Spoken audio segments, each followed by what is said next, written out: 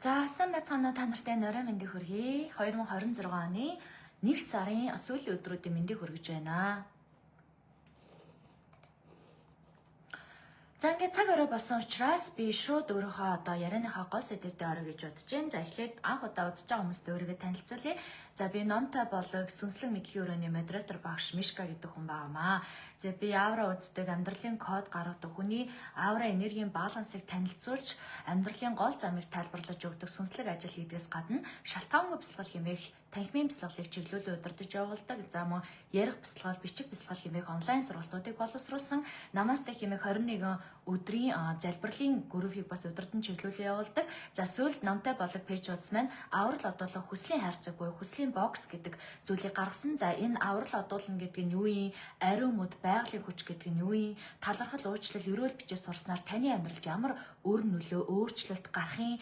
За энэ зүйлүүдийг хэрхэн яаж амьдралдаа дадуулд юм бэ гэдэг сэдвээр өөрийн одоо номтой болгоос гаргасан бүтээгдэхүүн буюу шинэ зүйл учраас энийгээ та нартай тайлбарлая гэж одоо өнөөдөр лайв ихээр зориод сууж байна. За тэгээд бүх одоо лайвд маань орж ирсэн яг одоо надтай хамт байгаа бүхэл хүмүүстээ одоо баярлалаа, талархлаа гэж хэлмээр байна.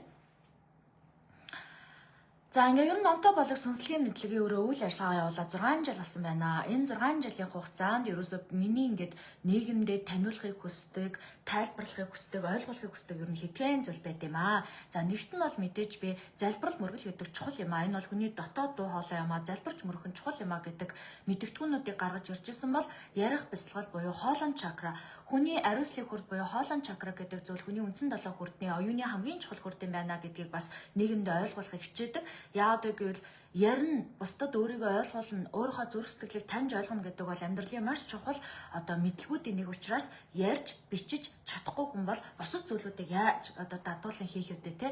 Тийм учраас би хүрдүүдийн хувьд бол ярих бясалгал буюу хоолон одоо хүрдэн дээр тулж ажилладаг. За бичих бясалгал хэмээх төвлөрөл, өөрийнхөө бодлыг цэгцлэх, өөрийнхөө гол замаа олох, өөртөөгөө ажиллах гэдэг зүйлийг бас би нийгэмдээ ойлгуулахыг хүсдгээс гадна миний нөө чин сэтгэлийн хүсэл гэж байдаг байхгүй. Тэр нь юу вэ гэхээр би одоо ингээд өөрийнхөө хайртай дотны ээж аавыгаа алдчихсан. Тэр үед маш их одоо өндөр цохилтонд орж исэн ингээд амьд байсан те хажууд байсан хүн ингээд байха болчт юм уу. Тэр ингээд хайртай дотны хүмүүс маань байхгүй ч гэсэндээ бид нар ингээд цаашаа амьдрал яваад байт юм уу гэдэг ийм сонирн бодол надад тухайн үед орж ирээд одоо амьдралд яаж эдгээр хүмүүстэй аврал өрөөл өгдөм болоо, яаж эдгээр хүмүүстэй буян идэм болоо. Би одоо ингээд амьдд нь буян хийжтэй ээж аавыг аз жаргалтай амьдруулж чадаагүй юм чинь одоо ингээд бүх юм дуусчт юм уу гэдэг ийм бодол намайг одоо надад өдөр болгон бодогддог байсан. Тэр бодлоосоо болоод нилээх одоо энэ сүнслэг ариун зам үрийг маш их уншиж судалж өөрөө амьдралдаа туршиж явснаар ерөөсөө өвөг дээдс нас аргасад гэдэг юм бид нар мартаж болохгүй юм байна. Эн чинь бидний зүрх сэтгэл яс мах цус чөмөгтэй холбоотой байд юм байна. Өдөр бүр бид нар өглөө одоо босоод амьсгалахдаа өвөг дээдс нас аргасадтайгаа холбоотой гэдгийг мэдэрдэм байна гэдгийг олж мэдээд тэдний хараас юу хийх нь хамгийн зөв юм бэ гэдэг мэдлгүүдийг хайж судалж эхэлсэн цагаас хойш номтой болог пэйжуудаараа яг л өөрийнхөө мэдсэн сурсан юмыг давхар ингээд мэдэх болгондоо, таних болгондоо, ойлгох болгондоо за мөн амьдралдаа дадуулаад үр шимийг хүртэх болгондоо оруулсаар ирсэн. Тийм учраас миний номтой болог сүнслэг мэдлэгийн өрөөгөөрөө дамжуулан гол чухал хэлхийг өгөхийг хүсдэг зүйл бол ерөөсөө хоолон хүрд буюу хүний оюуны үрдэн дээр ажиллах хэрэгтэй юм байна тий. За мөн хүн ярьж бичиж сурах энэ эрдэм мэдлэгийг өөртөө суулгах хэрэгтэй юм байна. Өвөг дээдс нас аргастаа бид нар хизээж мартаж одоо ингэж бүдгрүүлж болохгүй юм байна. Яагаад гэвэл бид нар ингээд амьдраад явж байхдаа зөвхөн бид нар ингээд эртээ сайнтай болохоор амьдраад яваад байдгийг биш юм байна тий. Биднийг бас хардаг тэнгэр байдаг, чиглүүлдэг энергиуд байдаг учраас бид амьдралдаа сайн сайхан зүйлийг бүтээгээ явдсан байна гэдэг зүйлүүдийг нийгэмдээ эмх замбраатай цэгцтэй за мөн хит нэг зүйл рүү туйлшрахгүйгээр одоо дэлгэж ойлгуулж задлахыг хичээдэг. Яагаад вэ гэхээр хүний ингээд мэдлэг гэдэг бол энерги гэдэг бол задлж явах хэрэгтэй. Ойлгоод мэдээд туршаад өөртөө тайлбарлаад те задлахгүй бол эн чинь хайрцаглагдмал байдалд орчдөг. Хайрцаглагдмал байдалд орох болгондоо хүний дотор ямар нэгэн задлагдаагүй мэдрэмж, мэдрээгүй ойлголт, мэдлэгээс хамаарат хүний энерги урсгал өөрөө өөрчлөгдчихдөг. Тийм хүн ямар болдог вэ гэхээр одоо хичээл зүтгэл байхгүй, хүсэл мөрөөдөл байхгүй. За дээрэс нь ингээд нэг юм унтаа саармаг болчдөг амьдралынхаа өдрүүдийг, амьдралынхаа цаг мөчийг, өөрийнхөө нас махан биеийг одоо үл хүндэтгдэг гэх юм уу ингээд хайрлахаа болцсон байдаг учраас ерөөсөө энэ мэдлэг шашин шүтлэг гэхээс илүү хүнд ижи аавыгаа хүндэтгэж хайрлах, нас аргастаа дээдлэн дурсан санах те замун тэднэртэй аврал одуулна гэдэг ойлголтыг хүн баг залуу наснаас аваад өөхөх хүртлээл ерөөсөө ингээ байнга өөртөөгөө ингэж холбоотой авч явж явах хэрэгтэй мэдлэг байд юм байна гэж ойлгосон цагаасаа өөрийнхөө амьдралд хэрэгжүүлж эхэлсэн. Би яг одоо өөрийнхөө амьдралд өдөр бүр залбирал мөрөл хийдэг, аав ээжтэй аврал өрөөл бичдэг, за мөн тэрэл сартаа өдөрш бүр идэ бодоо өргөдөг, өөрийнхөө тухайн сарын орлогоноос орлогын дээжээс хүндэтгэл үзүүлэн залбирдаг ийм зүйл хийдгээ. За энэ зүйлүүдийг хийгээ явж хахад мэдсэн сурсан зүйл маань маш их. Би өөрөө ингээд мэдхгүйгээр юу руу одоо явж орж байгаа нь те юуг мэдэж судалж байгаагаа мэдхгүйгээр одоо энэ мэдлгүүд рүү явж орж исэн. Далаа шиг их мэдлэг рүү ингээд сэлээд орсон. Хаанаас нь зах нь хаана байдаг нь мэдэхгүй, төгсгөл нь хаана мэдэхгүй, одоо хаана байдаг нь мэддэхгүй, энергийн ертөнц, амьдралын одоо жам яс гэдэг мэдлэг рүү одоо явж орсон цагаасаа хойш номтой болог пэйжуудаараа дамжуулсаар, сургасаар, чиглүүлсээр ирсэн. Өнөөдөр хүртэл энэ ажлыг ингээд чиглүүлээ явж байхад надад маш олон саад бэрхшээлүүд тулгардаг байсан. Үзэл бодлын зөрчил, энергийн зөрчил, амьдралын зөрчил гэдэг бүх зүйлүүдийг би өөрийнхөө мах цас одоо яс цус те өөрийнхөө амьдралын өдрүүдээр туулсаар ирсэн. За энэ өдөр хүртэл надад одоо ганц л одоо маш том одоо том гэж хэлэхээс илүү ганц л одоо зорилго байдаг. Энэ бол өвөг дээдс гэдэг зүйлүүдийг бид нар үргэлж хүндэтгэж явах хэрэгтэй юм байна. Хувийн хувьд за мөн энэ бүр улс орныхоо хувьд те улс орн төрлийнхөө хувьд ингэж хүндэтгэж явах хэрэгтэй юм байна. Ярих бичиг гэдэг соёл мэдлэгийг энэ ард түмэн маань бүгдөө мэдж явах хэрэгтэй юм байна. Зөвхөн бичгийн тухайд, зөвхөн ярихын тухайд биш. Энерги буюу дотоод мөн чанарыг нь задлж ойлгох ёстой байдаг юм байна гэдэг одоо мэдлгүүдийг олж мэдсэн цагаас хойш та нартай дэлгээд тараагаад явж байна. За ингээд явж исэн ингээд мэдлгүүдээ мэдээд ингээд таниад явж байхад надад байгалийн хүч гэдэг зүйл бол биднийг бий болгосон юм байна. Байгаль гэдэг чинь өөрөө биднээс илүү хүчтэй тий. Биднээс илүү цогц төгс хувилбар байд юм байна. Биднийг өөрөө бүтээсэн зүйлээ бид нар ч одоо маргалт харахгүй шүү дээ. Бүтээсэн зүйлээ бид нар ч хүндэтгэж, хайрлаж, ашиглах хэрэгтэй юм байна. Байгалаас нөгөө ашиглах маш олон зүйл байд юм байна. Монголчууд нэг ярьдаг шүү дээ, тэ 5 уушин малаас хаях зүйл байдаггүй. 5 уушин малын бүхий л зүйлийг нь ашиглаж болдог юм а. Баасыг нь хүртэл ашигладаг юм а гэдэг шиг байгаль их бол биднэрт бүх талаараа өөрийгөө ашиглаач гэдэг одоо бүхий л материал, боломжуудыг өгсөн. Байгалийн хүч гэдэг нь юу юм бэ гэхээр ус, газар, гал, агаар, мод гэсэн энэ 5 махбод байгаа. Энэ 5 махбодын хүчийг цэвэрлэхдээ, тогтоохдоо, хувиргахдаа, чөлөөлөгдөхдөө, холбогдохдоо, өсгөхдөө, сэргэхдээ бид нар ашиглаж явах хэрэгтэй юм байлээ. Гэхдээ хүмүүс нөгөө нэг юм амьдралын нэг юм жижигхэн тойрогт эргэлдээд өдөр тутмынхаа ахуй амьдралд ингээд бүх цагаа урчдаг. Хоолунд идэж уух, өглөө босох, ажил төрөл үр ширгэж явж байгаад бид нар юм том агуу мэдлгүүд рүү ер нь орч чаддгүй байна гэж бодсон. Тэгэхээр хүний амьдралд нэг юм цохилт иржээж, маш том амьдралын ухаарлууд иржээж хүн чинь ийм мэдлэг рүү явж орд юм байна л да. Би ч мөн адил яг л тэр одоо мэдлэгийнхаа дагуу одоо тий өөрийн мань амьдрал том сорилтууд орж ирсэн, маш том энергийн одоо юм сургаал ухаарлууд орж ирж байсан. Тэр ухаарлуудынхаа ачаар би энэ мэдлгүүдийг олж мэдсэн. Гэхдээ за би ганцаархнаа мэдчихлээ боллоо гэд ингээд байх нь надад хангалтгүй санагдсан. Бусдтай түгээж, бусдтай ярьж, бусдтай ойлгуулснаар илүү хүчийг авах юм байна. Илүү энэ дэлхийн ертөнд сайн сайхан болох юм байна. Эрэг тэнгэрлэг болох юм байна гэж ойлгодог. Тэрэндээ би бат итгэдэг учраас энэ бүх мэдээллийг өдөр алгасахгүй номтой болог сүнслэг мэдлэгийн өрөөгөөрөө дамжуулан ингэж дамжуулсаар ирсэн. Тийм учраас би аврал залбирал мөрөхөн, залбирч мөрөхөн одоо нас оргистай араас одоо бид нар буйны үйл хийдэг те. Буйны үйл хийх нь яг аль нь илүү хүчтэй, аль нь илүү одоо амьд те, бодит юм бэ гэдэг зүйлүүдийг судалсан бүх зүйлүүд байх боломжтой. Бүх зүйл хүлээн зөвшөөрөгдсөн. Гэхдээ хүн өөрийн дотоодоосоо мэдрээд, зүрх сэтгэлээ мэдрээд, өөрөө холбогдож, өөрөө хийсэн зүйл бол хамгийн хүчтэй байдаг юм байна гэж ойлгосон.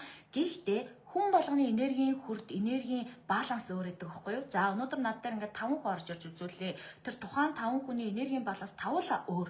Тавлаа өөр шатлал, өөр аура энергийн хэмжээнд дэр явж байдаг байхгүй юу? Тэгэхээр өндөр энергийн давтамжтай байгаа хүмүүсийн хүсэл нь залбирах төдийд, хэлэх төдийд, бодох төдийд бэлжээдэг бол зарим тохиолдолд хүний удмын хүч өөрийн дотроос ялгарч байгаа энерги хүчнээс шалтгаалаад хүн залбирсан ч, мөргсөн ч, даатгсан ч хүчин сул байх, маш олон жилүүдийг зарцуулах тийм шаардлага одоо тийм энергийн долгио ялгаруулдаг гэх юм уу тийм долгион дээр байж идэм бэлээ.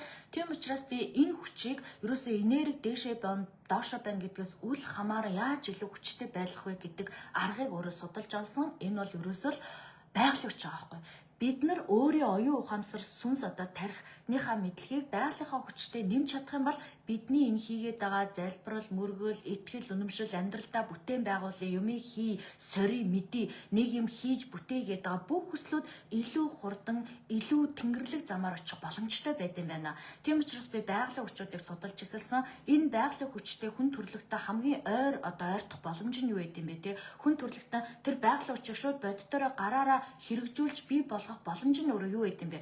Зарим байгалийн хүчүүдийг бид нар удирдах боломжгүй, холбогдох боломжгүй, тэр байгалийн хүчээс бид нар хүч авах боломжгүй байдаг бол хамгийн боломжтой байгалийн хүчүүд гэж байд юм байна л да. Тэр ч утгаараа судалсаар агаад би ариун мод гэж байд юм байна. Ариун модноос гаргаж авсан одоо ариун тэнгэрлэг дээд үеэсээ өвөг дээд сада хаад ноёд бурхан шашны санваартнууд ашиглаж ирсэн ариун цаас гэж байд юм байна гэдгийг олж мэдсэн. За бид бүхэн бүгдөө л одоо маш олон төрлийн цаасуудыг мэднэ, өнгөтэй өнгөгүй, гоё хэлбэртэй хэлбэргүй, зурагтай зураггүй гэд ер нь бидний өдөр тутамдаа хэрэгжилж байгаа энэ материалын зүйл бүхэн өөрөө чанартай чанаргүй гэдэг зүйлээр ялгагдчихэдэг. Чанартай гэдэг зүйл бол мэдээж сайн материалаар хийгдсэн зүйлүүд байдаг бол чанаргүй зүйлүүд бол хямдхан гард орох материалуудаар хийгдсэн зүйлүүд байдаг ч юм уу те. За ингээд хүн гараараа сэтгэлээрээ өөрөө хайнд байдлаар хийчихэр тэрнбөр энержижээд хэдий материалын чанаргүй байсан ч сэтгэл шингэсэн учраас хүч нь нэмэгдээд явдаг. Гэтэл бид нар байгалийн хүч гэдэг одоо эрт дээр үес хаад ноёдууд энэ одоо мэдлэгийг мэдээд бурхан шашны санаартангууд энэ ойлголтыг ойлгож аваад те энэ цаасуудыг ашиглахдаа өг дээдтэй аврал бичгтээ ашигладаг, өөрсдийнхөө одоо ариун ханзыг зургийг зурхтаа ашигладаг, хамгийн үзэсгэлэнтэй сайхан хатныхаа зургийг хамгийн үн цэнтэй цаасан дээр зурдаг ч юм уу те. Ийм одоо соёл, ийм заншил дэлхий дээр одоо байдаг байсан байлээ. Тэр ч утгаараа өнөөдөр бид нар энэ ариун модоор хийсэн ариун цаасыг манай монголчууд ашиглах боломжийг манай номтой болог олгож байгаа байхгүй юу? Юу гэхээр номтой болгын хүслийн аврал одол хүслийн хайрцаг буюу хүслийн бокс гарсан. Энэ дотор би сүүлийн 2 жил хайж яг энэ цаас хаана вэ? Би яг энэ цаасыг хаанаас яаж авч болох вэ гэж 2 жил одоо дэлхийн орнуудаар аялах бүрдээ, зугаалах бүрдээ, ажиллаар явах бүрдээ судалдаг байсан. Би өмнө нь лайвуудаараа хэлчихсэн. Би ингээд өөр оронд очиод аялахдаа нэг тийм бараа таваар хувцснаар юу ч авдаггүй. Надад зөвхөн сонирхлын татдаг хэдхэн зүйл байдаг. Би номыг нь хайдаг. За би чулууг нь сонирхдог, чулууны дэлгүүрээс чулуу авдаг. За би би өөрөө алтыг хүнддэг учраас алтыг одоо тэ сайн чанарын алт хаана вэ нэ ямар одоо загвар стил имижтэй энэ ороо алтаа яаж хийдэг юм бэ гэдэг алтны дэлгүүрээр нь ордог. За тэгээд би номын дэлгүүр, цаасны дэлгүүрээр орохдоо ерөөсөө байгалийн цаас буюу энэ ариун модоор хийсэн цаасуудыг хайсаар ирсэн. Мэдээж улс орнуудад маш олон төрлөөрөө байна. Зарим улс орнууд нь энэ соёлыг ойлгоод ухаарад айл хэдийн шашин шүтлэгдээ ашигладаг одоо болгочихсон байна. Гэхдээ бид нар одоо Монгол улс орон хилийн одоо тийм тээвэрлэлт гэдэг зүйл байгаа. Тээвэрлэлт дээр хамгийн хурдан ирэх боломжтой улс орнуудаас нь илүү хайхыг одоо бодсон. За тэгээд би энэ цаасыг олоод энэ цаасыг зүгээр ганцхан цаас биш юм байна тий. Энэ байгалийн цаас гэдэг бол газрын элемент, газар дэлхийн биднийг бий болгож байгаа, биднийг тэгээд явж байгаа газар дэлхийн сүнсний хүч. Энэ хүчийг өөр юутай холбож болох вэ? Тэгэхээр галын хүч. Галын хүчийг бол дэлхийн өөр ямар ч одоо хүч тий орлож болжгүй, орлож чадшгүй, мэдэрч чадахгүй, гаргаж одоо хүн бид нар биеэсээ гаргах боломжгүй хүч байдаг. Галын хүч. За мөн дээшлээд агаарын хүч гэж байгаа. Энэ зүйлийг бичиж шатаам гэдэг нь агаарт дэгдэж байгаа байхгүй юу? Тэгэхээр энэ агаарын махад гэж байгаа. Агаарын махад руу шилжүүлээд за хүсэл гэдэг бидний дотор байгаа юм чи бидний цаасандаа яаж холбох вэ те? Цаасандаа амир хилээд шингээл дэнэж мэдээж зүрх сэтгэлийнхаа дотроос мэдэрч бичиж гар буюу зүрхэн хүр дээрээ бичиг болгон бодит болгон одоо буулгах хэрэгтэй байдаг. Бичиг болгож бодит болгож буулгаснаар энэ байгалийн газрын элементтэй, галын элементтэй, агаарын элемент бидний хүч өөрсдөө хоорондоо холилдох боломжтой юм байна гэдгийг олж мэдсэн. Тийм ч учраас би энэ хүсэл аврал одуулахын хүслийн хайрцаг маань өөрөө галтай байх ёстой юм байна. Бичиг буюу балтай байх ёстой юм байна. Цаастайгаа байх ёстой юм байна. Заавартайгаа байх ёстой юм байна гэдгийг олж мэдсэн. За ариун тос гэдэг бол бүхий л зүйлүүдийг хамгаалдаг. Би одоо өөрийнхөө өмнөх лайвдаар хэлжээсээ хэрвээ та одоо ингэж гадагшаа гараад те энергийн халдлагад өртөхгүй бирүү чинь сөрөг энергийн нөлөөлөл одоо орох гээд байгаа бол бие сайхан тослоод гарч ий тэ. За тэр цэма байгалийн ариун тосоор буюу коконат ойлын тос байж болж гин, шар тос байж болж гин тэ. Энэ байгалийн амьтдын хайр, сүү, модноос байгалаас гаргасан энэ тосоор тослоод гарах юм бол таны биеийг хамгаалгаа гэж хэлдэг. Энэ нь өөрөө бидний хүслийн хайрцагт дотор аврал одуулах хүслийн тос гэдэг одоо бүтээгдэхүүн болоод орчихсон байгаа. Энэ хүслийн тосонд маш олон эмийн ургамлууд, маш олон амьд байгалийн орцууд орсон байгаа. Энэ орцуудыг энэ тос нь өөрөө хамгаалж тэнгэрт одоо агаарын махбодтой холилдог тэр ариун тансаг үнэрийг гаргах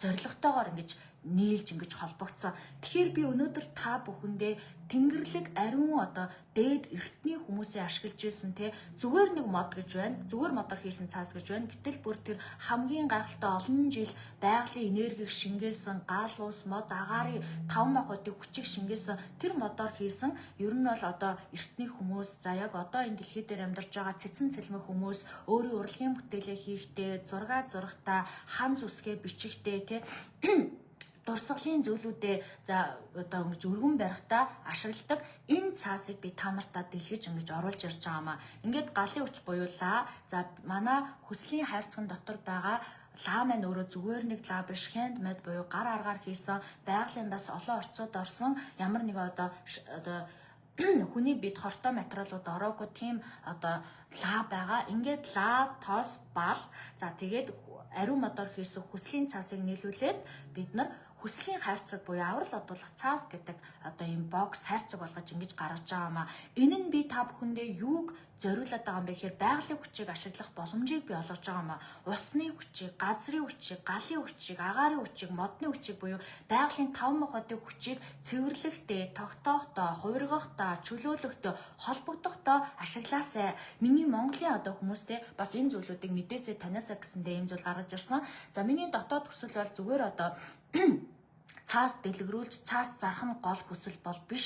Юу гэхээр би цоошин соёл зан үйл итгэл үнэмшлийн ойлголтыг одоо ойлгуулахыг хичээж байгаамаа. Би монголчуудаа яаж залбирах уу, яаж мөрөх үү орж ирж байгаа хүн болгон л тийм асууж байна. Яаж өвгдөөцтэй холбогдох уу, яаж өвгдөөцтэй аврал залбирал бичих үү, аргаа олохгүй. Одоо ингээд заагаад өгсөн чиглэл юм байхгүй тий. Одоо шашных нь ч ингээд ойлгомжтой тайлбарлаж өгдөггүй. За тэгээд мэдээж ингээд шашин шүтлэг гэдэг нь өөрөөсөө зам замаар ингээд судлаа явж байгаа учраас яг өөрийнхөө тойрог дотор судалгаагаа хийж яадаг. Гэтэл хүртэл энерги гэдэг бол бүх шашин, бүх дэлхийн ертөнц, бүх амьтаа болон амьгүй зүйлүүдэд багтсан зүйл байдаг учраас энэ энергийн ухамсарын ойлголт гэдэг нь хамаагүй том ойлголт байгаа байхгүй. Ер нь бурхан тэнгэрлэг энерги гэдэг бол ерөөсөө л ариун энерги те. Ямар нэгэн хоргүй, ямар нэгэн бохирдолгүй цав цагаан ариун энергийг бид нар бурхад гэж хүндэлж байгаа. Бурханы энерги бол байгалийн амьтаа амьгүй бүх зүйл шингэж байгаа. Таны зүрх сэтгэл дотор зүрхэн үрдтэй тань, таны энэ бие махбодтой тань сүнстэй чинь холбогдсон байж байгаа. Тийм учраас бид бүхэн энийг өөрийн дотроос өөрөө удирдах сурах, өөрөө сонсож сурах, өөрөө ашиглаж сурах энэ зүйл бол маш чухал юм байна гэж бодсон. Тэгэхээр мод бол одоо амьд байгалийн дурсамжтай биет юу вэ гэхээр модонд өөрөө дэлхийн ертөнцийн дурсамж хадгалагдчихэдэг. Бүх дурсамж, бүх энерги, бүх одоо газар дэлхий модны үндэс бол ингээд газар руугаа нэвт орж идэг тийм үү. Газрын үндэстэйгээ дэлхийн ертөнцийн сүнстэй холбогдсон байдаг учраас бидний өөрөөсөө гаргаж чадахгүй хүчийг энэ тэнгэрлэг байгалийн одоо зүйлүүд одоо гаргах боломжтой байд юм байна гэдгийг олж мэдсэн. Тийм учраас газартаа үндэслэн тэнгэр өдөө одоо одуулын шатааж энергийг нь дээшээ дэгдүүлээ аврал одуулъя гэдэг юм хүслийн хайрцаг гаргасан. Цаас гэдэг бол газрын элемент, бичин гэдэг бол тэг ингээд байгалийн дотоод ингээд бодит болгож байгаа үйлдэл, шатаан гэдэг бол агаарын элементтэй холбогдож байгаа, үнс бол байгальдаа өөрөө буцаж очдог ийм элементүүд байгаа. Энэ нь өөрөө нэг энергийн цикл болж өгч байгаа байхгүй. Нэг энергийн цикл болж өгч байгаа учраас таны хүслийг чинь тэнгэрт додуулах, таны энерги доошоо дээшээ байхаас үл хамааран. Ер нь би маш олон мэдлгүүдийг, сүнслэг мэдлгүүдийг номтой болгодоо оруулсан. Тэгээ бүхэл ингээд арга гарц болгонд бидний энергийн хүч ямар байна вэ гэдгээр шалтгаалаад үр дүн их байх уу, бага байх уу гэдгийг ялгаатай байдаг байхгүй юу? Гэхдээ байгалийн хүч. Тэгэхээр ингээд хүмүүсийн энерги ихэвчлэн доошоо байдаг байхгүй. Яагаад гэвэл энэ масс, энэ нийгэм те хүмүүсийн хоолон чакраны бохирдол энэ бүхэн чинь бидний итгэл үнэмшил хүртэл маш сул байгаад байна шүү дээ. Ийм байхаар хүмүүсийн энерги ингээд өндөр дээшээ байх боломжгүй байгаад байна. Тийм учраас хүн болгоны ямар энерги өсөж байгаад ингэ хүсээрээ залбираараа гэлтэй нүш. Тийм учраас яг байгаа төвшөндөө хэрхий яаж залбирал мөргөлөө хүчтэй байлгах вэ гэдэг зүйлийг л та нартаа бэлэглэе, нэвтрүүлье, тайлбарлая, өгье гэж бодож сүүлийн 2 жил ингээд судалж агаад өөрийнхөө номтой болгоосаа гаргасандаа миний хувьд бол одоо маш баяртай байгаа. Арга хүртэл бол маш олон зүйлүүдийг туулсан, янз янзаар үзсэн. Сүүлийн 4 жил би өөрөө тэргэл сарда одоо өдөрч бүр залбирал мөргөл хүслээ бичиж байхдаа цааснуудын онцлогуудыг өөрийн биеэрээ мэдэж, ойлгож ухаарч авсан. Тийм учраас энэ бүх мэдлэгээрээ дамжуулан энэ бүх мэдлэгээ ингээд одоо багц цогц олгоод та нартаа ингээд бэлгэлж байгаа бүтээгдэхүүн буюу аврал одуулах ариун одоо бокс хайрцаг маань ингээд гарсан байгаамаа. За тэгээд аврал одуулах цаасныхаа ерөнхийдөө дотоод гол өнгийг бол би цагаан буюу алтан шаргал өнгөөр сонгосон. Би өөрөө түрүү хэлсэн алт гэдэг бол мөнхийн бэлэгдлийг бэлэгддэг. Мөнхийн одоо үрд мөнх үргэлжлэн гэдэг утга санааг илэрхийлдэг учраас би өөрөө алтыг хүнддэг. Байгальд байдаг алт гэдэг зүйл бол өөрөө хязгаарлагдмал металл хгүй. Алтыг ингээд дэлхийн ертөнцөөс бүгдийг ухаад авчих юм бол дахиж бий болох боломжгүй юм металл учраас энэ алт гэдэг чинь ховор одоо үнэт идэл те бид нар яг одоо энэ цаг үед амьдарч байгаа хүмүүс бол яг хүссэн газар руугаа ороод хөдөлж авч яах. Гэхдээ он жил өнгөрөх тусам, жил ирэх тусам дэлхийн ертөнцийн нөөц багасах тусам алт гэдэг зүйл бол дахиж гарч ирэх одоо боломжгүй учраас алт чинь өөрөө нөөцтэй. Тэгэхээр би алтыг хүнддэг учраас энэ алтан шаргал өнгө гэдэг зүйлийг амьдралынхаа ер нь бүхий зүйлүүдэд оруулахыг хичээдэг. Тийм учраас би мөнхийн үүрд үргэлжлэх хүчийг бэлэгдэж хайрцаган дээр алтан шаргал өнгөөр лого болон бусад бүх зүйлүүдэд бичиг тайлбараа хүртэл одоо алтан шаргал өнгөөр бичсэн. Энэ нь та нарт маань бас тий гоё алтыг санагдуулаасаа алтны мөнхийн одоо бэлэгдлийг илэрхийлээсэ гэсэндээ ингэж одоо сонгосон байгаа. Тэгээд энэ хүслийн хайрцаг маань ингээд бэлэн болсонд одоо би өөрийн зүгээс их талархаж байгаа. За тэгээд бид бүхэн за түр хүлээж аваарай.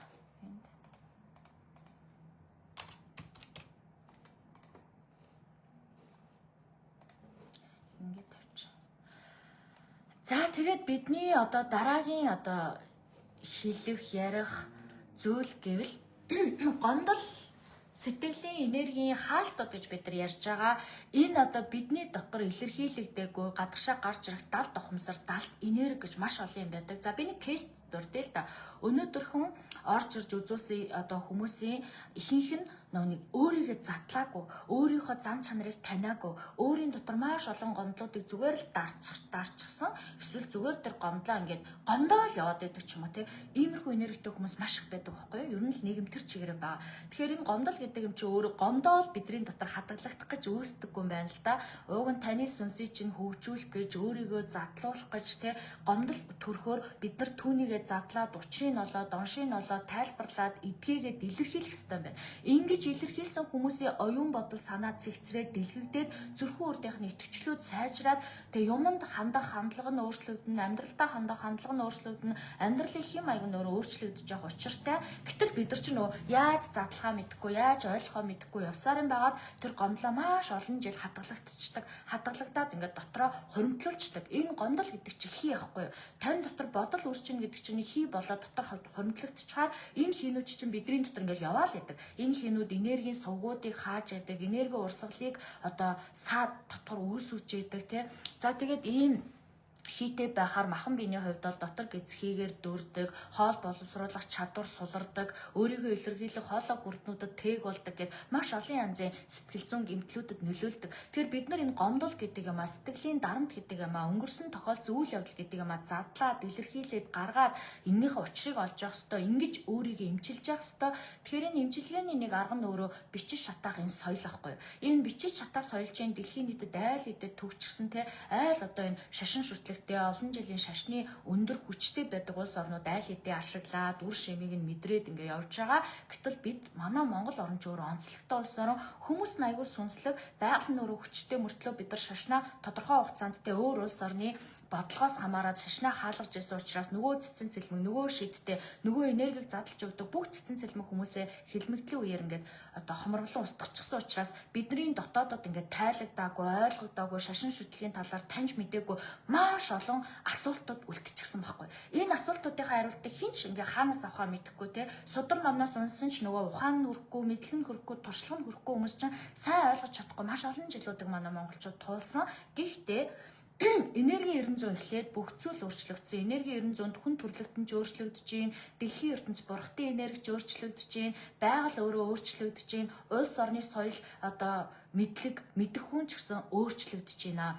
Тийм учраас энергийн 900-аас шалтгаалаад амьдралаараа туулсан сургагч багш нар гэж гарч ирсэн. Юу гэхээр амьдралаараа өөрөө мэдэрч үзээ, түүнийгээ задлаад ойлгосон хүмүүс нь одоо сүнслэг хөгжлийн багш нар болоод дэлхийн ертөнцийн дээр бол сүнслэг хөгжлийн багш гэж нэрлэдэг байгаа тийм үү? Коуч багш биш, сүнсний хөгжлийн дотоод энергийг чиглүүлж өгдөг багш гэж ингэж нэрлсэн ийм хүмүүс өөрөө байгалийн одоо нийгмийн захиалгаар, энергийн ертөнцийн захиалгаар гарч ирсэн эдгээр хүмүүсийнх нь нэг нь одоо би юм а. Юу вэ гэхээр би өөрөө сүнслэг хөгжлийн замыг өөрийнхөө сүнсээрээ махаараа тархиараа сонгосон. Би энэ мэдлэгийг түгээе яатай, би энэ мэдлэгийг судлая, би энэ замаар явъя гэдэг дотоод өөрийнхөө хүч чадал, өөрийнхөө дотоод одоо хүсэл тэмүүлэрийн ажлыг сонгосон юм а. Тэрнээс биш би маш олон төрлийн ажлыг хийх боломжтой, хийх чадaltaй, чадвартай байсан. Миний мэрэгжил бол шал ондоо мэрэгжил. Би маш олон мэрэгжлүүдийг маш олон гэж хэлэх нэ. Тэгээ 2-3 мэрэгжлүүдийг одоо өөртөө дадуулаад суулгаад явж исэн. Гэхдээ тэрнээс илүү хүмүүстэй энийг ойлгуулж дотроос нь судлах ёстой тэр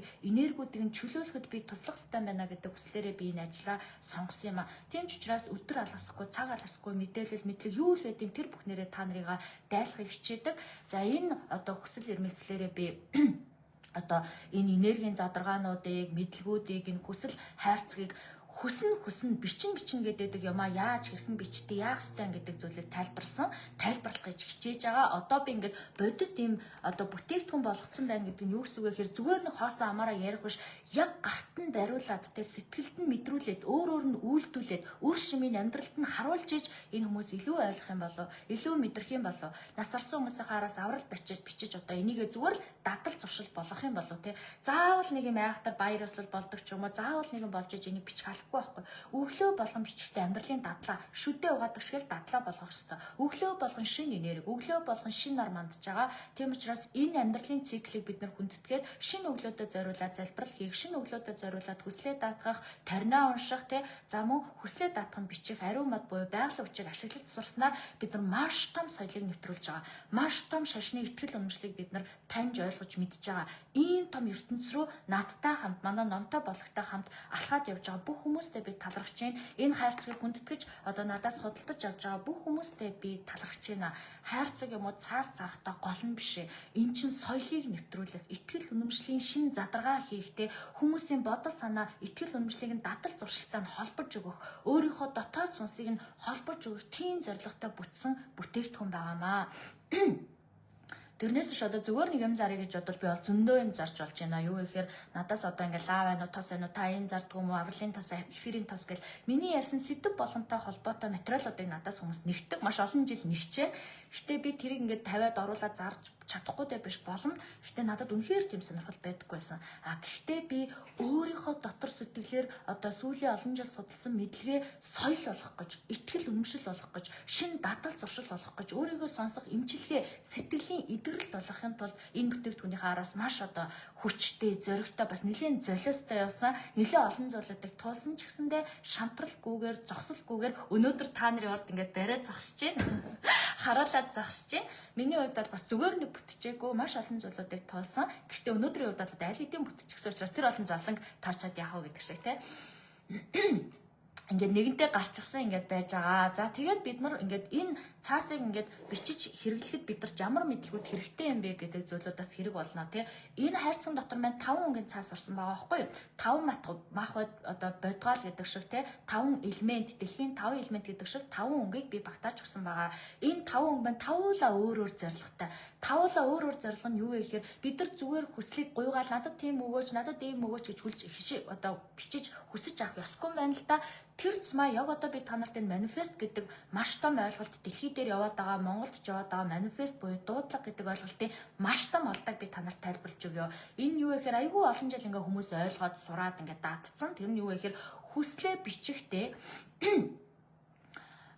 юу ягаарай болцсон юм шигээр, бэлдсэн юм шигээр бичээрээгээд энэ дэлхийн ертөнцийн нөө Secret гэдэг номыг бичсэн. Одоо тэр номын анхдагч нар нь тэдгээр одоо хүмүүс ахгүй юу? Secret буюу нууц гэж байд юм байна. Бид нар мөрөөдөл хэрэгтэй юм байна. Бидэрт энерги хэрэгтэй юм байна. Бодлоо бодит болохын тулд эхлээд бодож одоо тийм ингэх хүслээ дуудах хэрэгтэй маань, бичих хэрэгтэй маань гэж гаргаж ирсэн ойлголт нь бол маш зөв. Гэхдээ энэ одоо ном дэлгэрээд, энэ ойлголт дэлгэрээд маш олон жил болж байна. Тэр 7 илүү 8 бат маш одоо олон бат ном байдаг, бүр киноч байдаг. Тэрийг би бага ахта үзчихсэн. Тэгээд тэрнээс биш би дандаа тэмдэглэлийн дэвтэр бичдэг, дандаа хүслээ бичдэг байсан. Хүслүүд биелж байгаа тохиолдлууд маш их байдаг ч гэсэн яг нэг юм нэг шижир алчиг юм дутуу юм шиг санагддаг байсныг би одоо өөрөө ойлгож амьдралынхаа энэ олон зүйлүүдийг дадуулсныхаа ачаар олж мэдсэн. Энэ юу гэхээр хүслээ бэлдсэн юм шиг бичихгүй юм байна тий. Хүсэл гэдэг чинь дотоод дуу хоолой юм байна. Дотоод энерги юм байна. Сүнсний баригдчихсэн бодол үйлдэл нь өөрөө бодит болж бууж байгаа зүйлийг бэлчихсэн, болчихсон юм шиг бичээд байхаар эн чинь худлаа болчихж байгаа байхгүй. Юу гэсэн үг гэхээр хүн юм худлаа юм нэгтгэдэг. За та бүр хар ухаанаар би тань тайлбарлая. Дэлхийн ертөнц өвгдээд сахиусан тэнгэрүүд бидрийг сонсоо сууж ин гэж бодъё. Тэгсэн чинь би аль хэдийнэ баяжчихсан. Би аль хэдийнэ хүслээ биелүүлчихсэн. Би аль хэдийнэ үнтэй машин авчихсан гэдэг үл тэр дэлхийн ертөнц чинь таныг авчихсан юм байна гэж бодно эцтэй. Танд аль хэдийн биелчихсэн юм байна гэж бодно эцтэй. Тийм учраас ингээд өөрийнхөө яг дотоод биелээгүй болоогүй зүйлээ биелсэн гэж бичих нь бол буруу байдаг юм байна. Харин эсвэргээрээ би биелүүлмээр байна тий. Би хүсэж байна. Би эннийхээ төлөө зорж байна. Эннийхээ төлөө надад эрүүл мэнд хэрэгтэй байна. Эрдэм мэдлэг хэрэгтэй байна. Боломжийн хаалга хэрэгтэй байна. Өг дээдсэн байна. Ерөөл даатгал одоо хамгаалалт хэрэгтэй байна гэдгийг үнэн мөнөөрөө тоочж, бичиж, илэрхийлж явах хэрэгтэй байдгийн байна. Тийм учраас өнөөдөр би энэ соёлыг одоо та нартаа хуваалцаж, та нартаа шууд одоо нэг нөгөөгөө дэлгэхийг хүссэн юм а. Юу вэ гэхээр өнөөдрийн хүртэл ерөн дэлхий дээр байгаа маш олон үндэстнүүдийн хүмүүс биелчихсэн юм шиг бичих ёстой гэж ойлгоод байгаа. Мэдээж бичээд бодит болгож байгаа болохоор тодорхой хугацаанд биелдэг, тодорхой бичсэн зүйлүүд нь биелдэг. Гэтэ зарим зүйлүүд нь биелэхгүй байгаа нь бид нар айл хэдийн биелсэн юм шиг бичиж байгаа. Тэр нөгөө бичиж байгаа зүйлийн минь алдаатай одоо үйлдэлээс болоод байгаа байхгүй юу? Тэгэхээр аан гэд уун гэд та нар маань одоо намайг сонсч байвал маш сайн ойлгоорой. Өнөөдрөөс эхлэн бид нар хүслээ бичих өөр дадал зуршилтай, өөр итгэл үнэмшилтэй болох хэрэгтэй байна. Та аль хэдийн манай хүүхдийн ажил амжилттай байна. Эсвэл миний амьдрал сайхан байна гэж бичихгүй. Та яг үнэн мөнөө бичнэ. Би амьдралаа сайхан болгохыг хүсэж байна. Би амьдралаа эрүүл саруул, элэг бүтэн байлгахын төлөө зориод явж байгаа учраас миний сүнсийг чиглүүлж өгөөч. Надад хүчийг өгөөч. Энэ ухаарлыг өгөөч. Энэ хаалгыг нээж өгөөч гэдэг зүйлүүдийг хүсэж зөв бичиж, зөв хүсэж, зөв ойлгосноор таны хүсэл чинь хурдан саадгүй замаар танд ирэх боломжтой болдог байхгүй юу? Мөн хүсэхдээ хүртэлтэй. Одоо нөгөө нэг тэдэн төгрөг авчихсан байна. Надад тэдэн төгрөг байна ч гэдэг юм те. Тэгвэл байгаа юм бол та юу хүсэж байгаа юм те. Аль хэдийн авчихсан, аль хэдийн биелүүлж гисэн юм бол ягаад тэрийгэ бичээд байгаа юм гэдэг шиг ингээ алтаатай байгаад байгааз. Тийм учраас энэ алтаатай бодлыг би ерөөсөө энэ итгэл үнэмшилтэй, энэ хайрцагтай, бүх юмтай бэлэн болгоод та нартай ингээд илэн далангууд задалж хэлж тайлбарлаж өгье гэж ингэж бодсон юм аа. За бас нэг алтаатай зүйл байгаад байдаг. Юу вэ гэхээр бид нар нөгөө нэг хүслээ бичгтээ ихэнх хүмүүсийн гаргадаг алдаа бол ерөөсөө юу хүсэж байгаагаа мэддэггүй. Ингээд ярихаар та нар гайхаж байна уу? Хүмүүс яагаад хүслээ мэддэггүй юм гэж те. Яг үнэндээ хүмүүсийн бичсэн хүслийг нь уншихаар нэг тийм дутуу давсгүй ч юм шиг чихэргүй юм шиг санагдаад байдаг байхгүй юу вэ гэхээр за 100 сая төгрөг. За үнийг хэлэхэд өнөөдөр 100 сая төгрөг олж та яг юу хийх гэж байгаа? Эрдэм мэдлэг рүүгээ юу зарцуулах гэж байгаа? Ирээдүйн амьдрал руугаа юу зарцуулах гэж байгаа? Одоо байгаа бие махбод амьдралдаа юу хуваарлах гэж байгаа гэдэг хүмүүс ойлгохгүй бичдэг. Энэ нь өөрөө хоёр дахь алдаа. Юу гэсэн үг вэ гэхээр бид нар ямар нэг юм зорж байгаа бол хүсэж байгаа бол заавал зоригтой байх хэрэгтэй байна. Өнөөдөр над дээр орж ирж үзүүлсэн хүн нэг юм кейс ярьлаа л да. Юу вэ гэхээр бизнес хийсэн юм байна. Тэгээ өөрийнх нь санаа биш юм байна. Одоо нөхрийнх нь найзынх нь санаа юм байна л да. Тэгээ за яг мөнгө оролцуулаад бүгдөө ингээд хийчигээд гэр орон гэрээ ингээд зараад тэр бизнесээ эхлүүлсэн. Тэр нь ингээд хаагдаад урагшаа явах замгүй болоод үр ширэнд ороод хэцүү байдалд орсон байна гэдэг зүйлээ надтай хуваалцлаа л да. Тэгээд би тэр хүний алдааг нь тайлбарлаж задлж өгч байгаа байхгүй. Таны алдаа юунд байсан бэ те? Юунд байсан бэ гэхээр та нэгдэж зориггүй юм хийсэн байна те. Ямар ч бизнес хийх байсан, ямар ч амжилт үзүүлэх, ямар нэг үйлдэл хийх байсан хүн болгонд зориг хэрэгтэй. Зориг гэдэг нь хүний амнаас нэг юм сонсоод дуурайх биш, өөрийнхөө дотортой ярилцаад, өөрийнхөө хүслийг сонсоод тэр хүслээс энийг хийгээд эдэн төгрөг олох юм бол би эрдэм мэдлэгтэй энийг зарцуулна. Ирээдүйн амьдрал зоригтой энийг зарцуулна. Яг одоо байгаа зүйлдээ энийг зарцуулна гэдэг би нөгөө өмнөх лайваараа хэлжсэн те. Одоо намайг сонсдог хүмүүс мэдчихэж байгаа. Хүний зориг тэмүүлэг чинь 3 юм заавал орж иж өдөр тутамдаа олж байгаа мөнгө нь 3 зүйл рүү хуваарлагдчихэж чанартай мөнгө болт юм байна. Ирээдүйн амьдралын зориг руугаа эрдэм мэдлэг рүүгээ те өнөөдрийн амьдралынхаа хүсэл тэмүүлэл рүү чиглүүлж ээж өөрийгөө хийсэн энэ бүхнийг бий болгосон өөртөө талархаж ээж мөнгө чинь чанартай болдог болохоос олоо л гэдэг хүмүүс манай монголчуудын нэг алдаа байдаг байхгүй би манай монголчууд үнэхээр хүчтэй. Одоо ингээд үзэж байгаа хүмүүсээс ихэвчлэн нэг ажил хийдэг хүн бараг байхгүй. Ихэвчлэн нэгээс хоёр ажил гэр бүлээр ингээд бизнес хийдэг, онлайн дэлгүүр ажилуулдаг, нөхөр нэг юм хийдэг, өөрөө хүргэлтэнд явдаг ч юм уу те. Тэгжээж бид нар чинь хэцүү нийгмийг даваад туулаад амьдраад идээд уугаад яваад байгаа байхгүй. Гисэн хэдий боловч мөнгө орж ирээлэдэг, буцаал урсаад гарчдаг, өрөө дарж чаддгүй бодод мөнгө болгож чаддгүй гэж яриад байдаг. Энэ нь бидний алдаа гадаа байхгүй. Юу вэ гэхээр бид нар өөрсдөө тэр мөнгийг олоод ямар зоригтой ингээд урт хугацааны, дунд хугацааны, богино хугацааны зорилгоо гаргадаг. Зөвхөн өнөөдөр мөнгө байл за маргааш тийм авъя да, нөгөөдөр тийм авъя да гэх нэг ойрныхоо аар шаар зүйлдэл одоо зорилго гаргадаг болохоос ирээдүйн эрдэм мэдлэг буюу ирээдүйн хүсэл тэмүүлэл зорилго тэр мөнгө чинь дуусна шүү дээ. Тэгээд дуусахаар та цаашаа яаж амьдрах гэж байгаа тийм цаашдаа тань дахиад зорилго байхгүй мó, хүсэл байхгүй мó, ирээдүйн тэмүүлэл байхгүй мó. Тэр зүйлүүд рүүгээ хуваарлж ээж тэр мөнгө чи өөрөө одоо зорилго буюу чанартай мөнгө болт юм байна. Яг энэтэй адилхан байхгүй. Бидний энэ дотроос хүрч байгаа бичиж байгаа зорилго гэдэг бол хэдий байгалийн хүч байсан ч гэсэн тэр байгалийн хүчийг удирдах холбогдож байгаа хүн та. Тэгэхээр таны хүсэл зөв одоо зорилготой юу хийвэл, юу олвол, юу руу зарцуулах гэдэг чинь маш тодорхой байх хэрэгтэй гэсэн. Тэгэхгүй юу зорж байгааг мэдгүй зүгээр л бизнесмен амжилттай байгаасаа. За бизнестэй амжилттай байвал та яах гэж байгаа? Хэдэн төгрөний олоо олох гэж байгаа. За тэд санаанд орж ирсэн те 100 сая төгрөний орлоготой би баймаар. За 100 сая төгрөгийн орлоготой байвал та эрдэм мэдлэг рүүгээ хэдийн зарцуулах вэ? Ирээдүйн зорилго руугаа хэдийн зарцуулах вэ? Өнөөдрийн амьдрал чиглэл рүүгээ хэдийн өрөх вэ гэдэг одоо тоорч тодорхой мөртлөө маш гоё цэвэр тодорхой одоо ийм зорилгууд хэрэгтэй. Энэ зорилгуудаа бид нар яаж олох вэ гэхээр өөрийгөө сонсож авахгүй юу? Өөрийгөө мэдэрч олно. Тэгэхгүй өөр хүнээс асуухгүй шүү дээ, тэ. Би юу гэж би одоо ирээдүйн зорилгоо юу руу зарцуулах вэ гэж та хүнээс асуухгүй. Эсвэргээрээ та өөртөөгөө ярьж байгаа даруй орчин, тайван орчинд байхдаа сэтгэл санаатай тайван байхдаа байгалийн хүчээр хийгдсэн энэ цаасан дээр зорилго хүслээ бичиж байхдаа энэ цаасандаа буулгахдаа маш гоё нүдэн анж мэдэрч өчнө. Тэгэхээр өнөөдөр миний авралын цаасыг захиалж авсан бүх хүмүүстэй зориулаад би хэлье. Танд энэ хайрцаг очсон бол та энэ хайрцагтай ажиллаж эхлэх гэж байгаа бол нэгдэж та дотоод одоо зүгээр нэг юм бичихгүй шүү те. Цаас бол үнэт цаасаа маш одоо хэцүү одоо зам те замыг тулж таны гар дээр очиж байгаа. Маш одоо миний гэхэд миний амьдралын 3-4 жил зарцуулагдсан. Ингэж таны гар дээр очиж байгаа болохоор та цаасыг дэмэн өрөхгүй шүү. Энэ цаасаа утгэл уламжлалтай, ухамсартай, мэдрэмжтэй ашиглана. Үнэхээр ойлгохгүй зүгээр цааш шиг харагдаж байгаа бол битгий аваа те битгий холбогдоо. Бүр тэгэж одоо үн цэнгийг буулгаж яхаар би яг мэдж байгаа, мэдхийг хүсэж байгаа, зорж байгаа, ойлгож байгаа, итгэж байгаа хүмүүстэй энэ бүхнийг бэлдсэн юм а. Тийм учраас энэ цаасан дээр бичгтээ маш гоё мэдэрч чинь. За яаж мэдэрч очих вэ гэхээр 5 өнгийн цаас байгаа. Цагаан өнгийн цаас гэдэг бол чин сэтгэл, цэвэр ариун одоо энерги буюу бидний нас аргастай удам судартай холбогддог өнгө байхгүй юу. Тэгэхээр энэ өнгөн дээр бид нар нас аргастай 3 зүйлийг бичнэ. Юу вэ гэхээр нас аргастай буюу өвөг дээдсүүдэд зориулаад та хамгийн эхлээд энэ цаасаар бичгтээ 3 цагаан цаасан дээр эхлэхдээ 3 цагаан цаасан дээр бичнэ. 3 цаасныхаа эхний нэг дэх цаасан дээр эхлээд уучлал өршөөлөхгүй.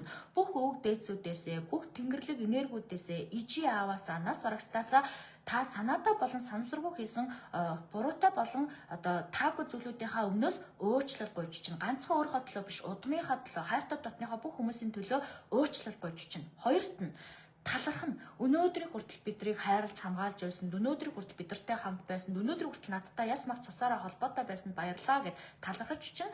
3 дахь цаасан дээр даатгал буюу ерөөлөө бичнэ. Тэр хайртай дотны хүмүүстэй, өг дээдсүүдтэй, нас орсон бүхэл хүмүүстэй хүсдэг бүхий сайн сайхныг бичнэ. Юу гэж бичих вэ гэхээр төрөл болгондоо те энэ бүх хүсэл миний зорьсон хайрын энерги танд очих болтгой, миний нас аргасад удам сударт очих болтгой те аврал одуулна одоо хүсэл мэн аврал одуулна тэнгэр тодох болтгой.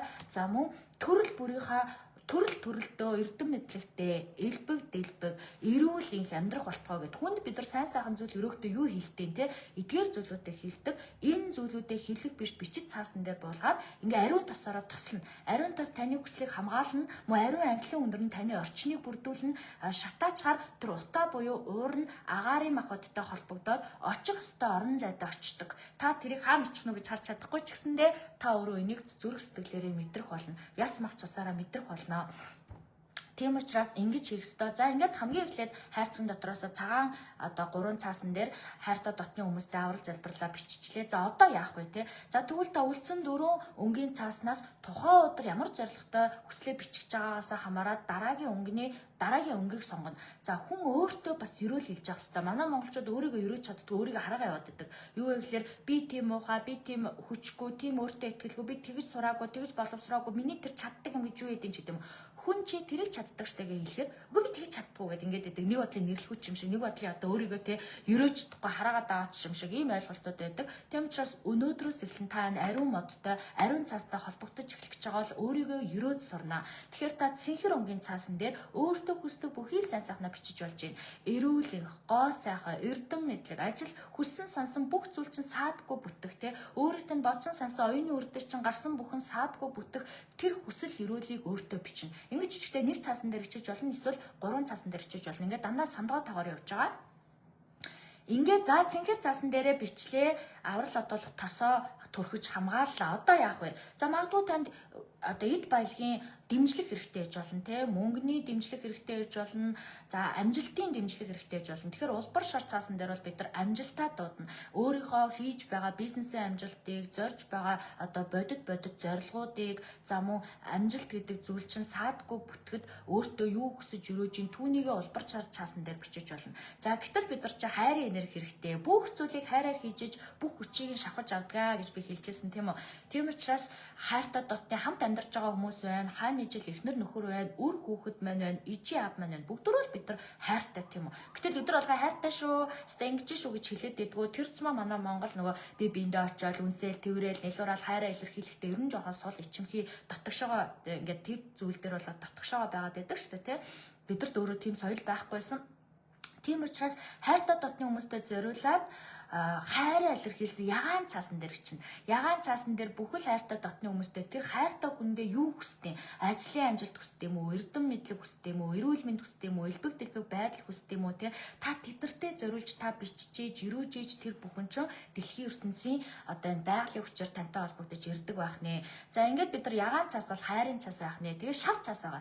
Шар цаасан дээр итгэл үнэмшлээ өөртөө зориулж байгаа бүхий л одоо сайн сайхан зүйлсүүдийг бичнэ. Мөн одоо эргэн тойрныхоо хүмүүс одоо амьдралдаа тохиолдож байгаа саад бэрхшээл те амьдралдаа тохиолдож байгаа бүх зүйлийг бичнэ. За энэ цаас болохоор энэ ингээд энэ зүйлүүдийг тайлбарлаад бичсэн. Хүслийн хайрцаг дотор маань багтчихсан байгаа.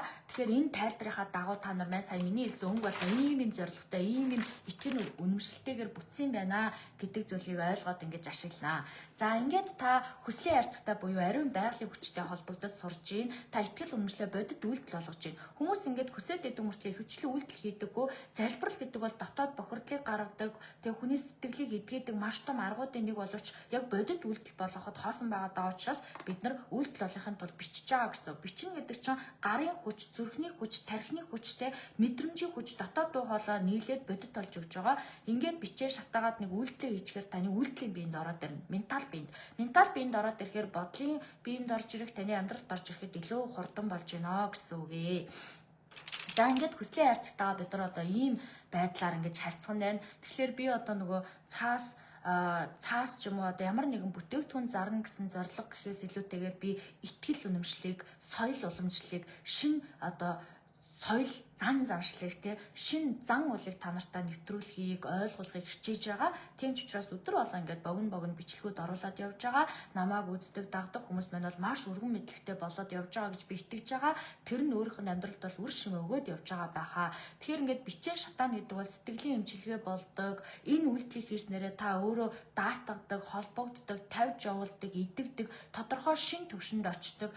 Өөрийнхөө энерги дотор байсан те таны дотор биеийн дотор чинь бодол дотор чинь сэтгэл дотор чинь байсан бодол чинь шилжчихэж байгаа байхгүй юу? Шилжээд бодит амьдрал дотор орж ирж байна. Бодит амьдрал дотор орж ирүүлээд шатаагаад өөр ертөнцийн далд тохомсрын ертөнц рүү илгээж байна. Та ийм гайхалтай зүйл сурж байгаа шүү.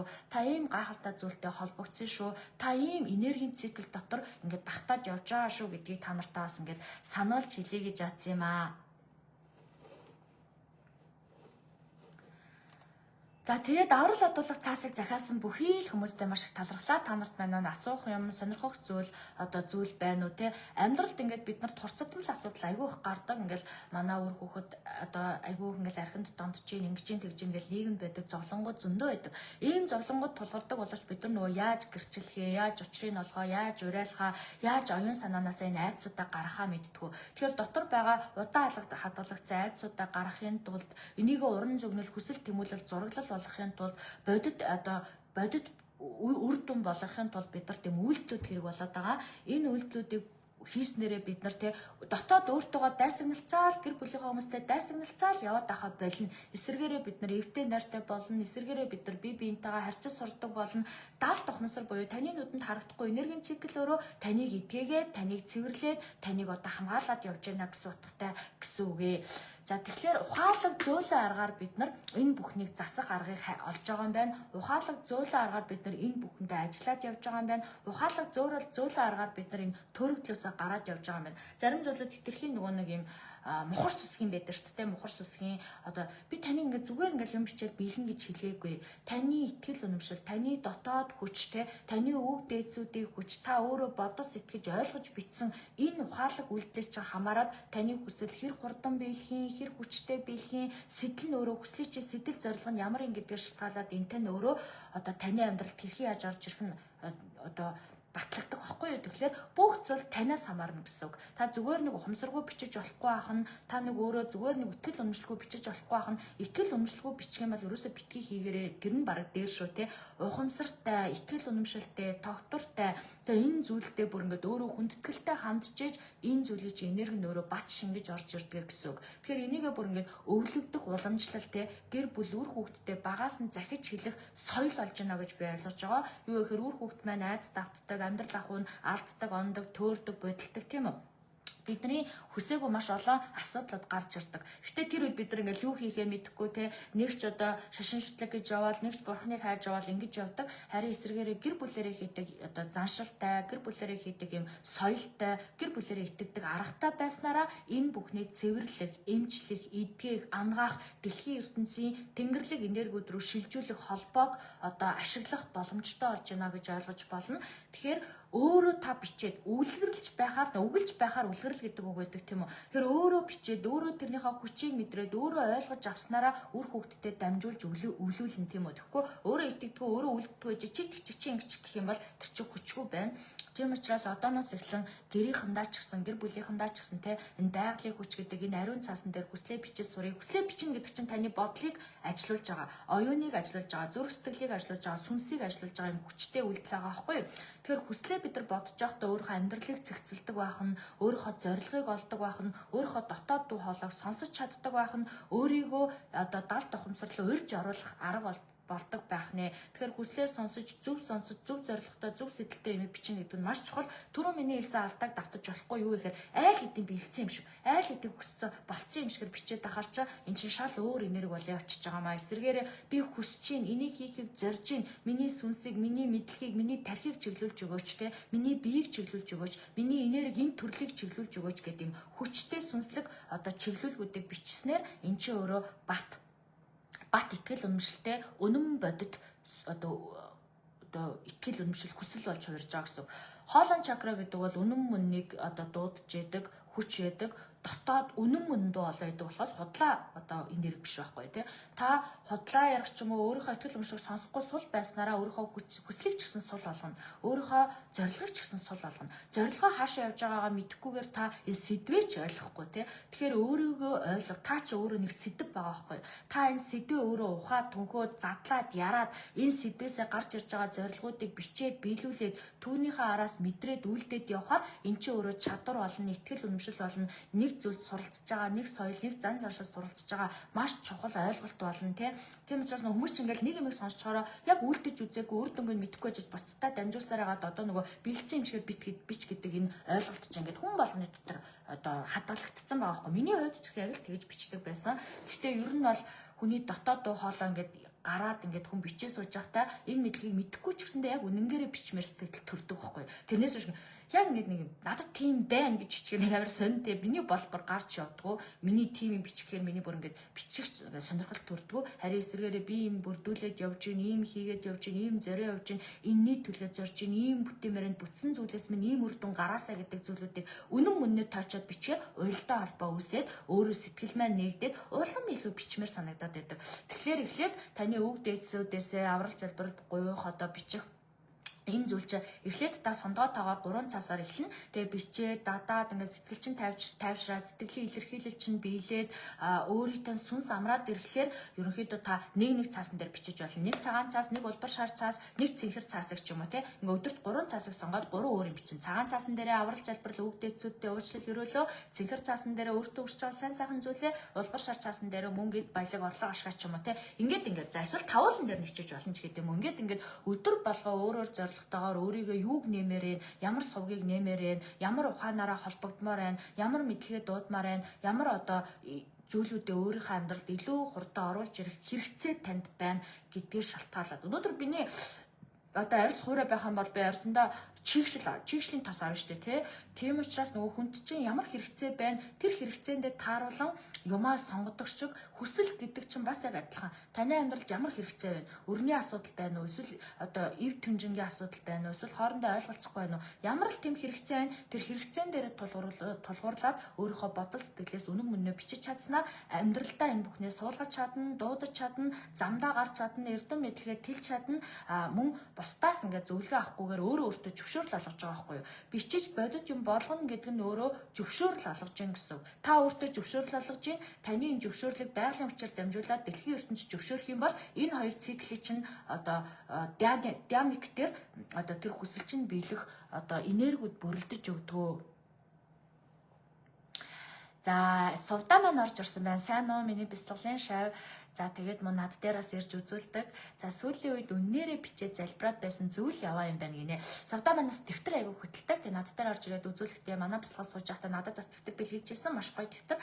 Тэгээд тэр дэвтэр дээр өөрийнхөө хүслийг зорилгыг бүх юм ингээд бичдгээ ингээд тайлбарлаад яриад явж байсан.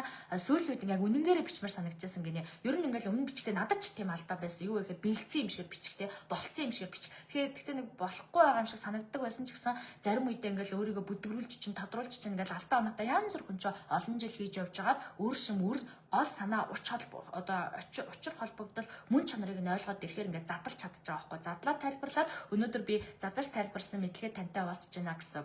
Тэгэхээр одоо тийм үнэн мөнөөрөө бичиж явж байгаа зүг байд юм байна гэдэг чи яг зөв сайхан өөрийнхөө дотроос мэдлэгийг ойлгоод мэдрээд ухаарад ингээд явж байгаа байна. Баяр хүргье тий.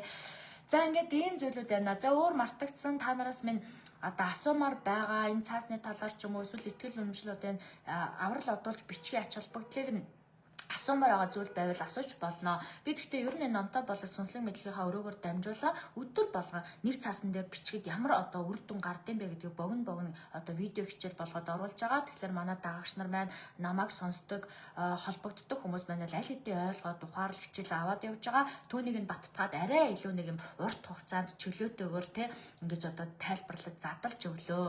Онлайн бяцлаглалын анги хизээ эхлэх бол мөн цаг яаж авч үзүүлдэг вэ гэсэн байна. За үзлэгийн цаг авахдаа зүгээр манай номтой болог пэйжүүдийн чатаар үзлэгийн цаг авъя гэж байгаа цаг авдаг. Гэхдээ цаг авахд бол ер нь ачаал их байдаг. Яг одоо би нөгөө нэг аврал одуулах цаасаа хийсэн маш их ажилтай байгаа. Би ч одоо анх удаа одоо номтой болгосоо бүтээгдэхүүн гаргаж байгаа учраас өөрөө бүх цаг заваа эндээ зарцуулж байгаа, сэтгэл зүрхээ зарцуулж байгаа. Зарим зүйлүүдийг гараараа одоо багаж боох зүйл гарч байгаа учраас тэрэндээ цагаа зарцуулж байгаа учраас өдөрт маш цөөхөн үзэж байгаа. Үзэхгүй байхаар жилийн ихэн болцсон. Нөгөө нэг үзүүлээ сурцсан хүмүүс байна. Нөгөө нэг балансаар шалгуулаа сурцсан хүмүүс байна. Эсвэл ингээд айгүй юм одоо хурцдмал зүйлүүд тохиолдсон хүмүүс байна. Холоос ирсэн хүмүүс байна. Ингээд гуйгаадаа болохоор яалтчгүй цаг өгж байгаа ч гэсэн маш бага цаг өгж байгаа. Тийм учраас үзлэгийн цаг жоох ингээд хүлээгдэх тохиолдлууд бол гарч байгаа. Та ямар ч чат бичиж байгааг үзлэгийн цагаа авъя шүү гэж дахин бичиж байгаа даахгүй бол манай чат руу ч маш олон хүмүүс хандаж бичдэг учраас таны нэг бичсэн юм чинь алга болчдөг. Бид нар харч амжаагүй, хариулж амжаагүй хар алга болчиход уншиж амжаагүй тохиолдлууд их гардаг. Тэрнээс шалтгаалаад нөгөө миний одоо тэрийг хараагүй байна, энийг хараагүй байна гэсэн зүйлүүд их гараад байдаг байхгүй юу?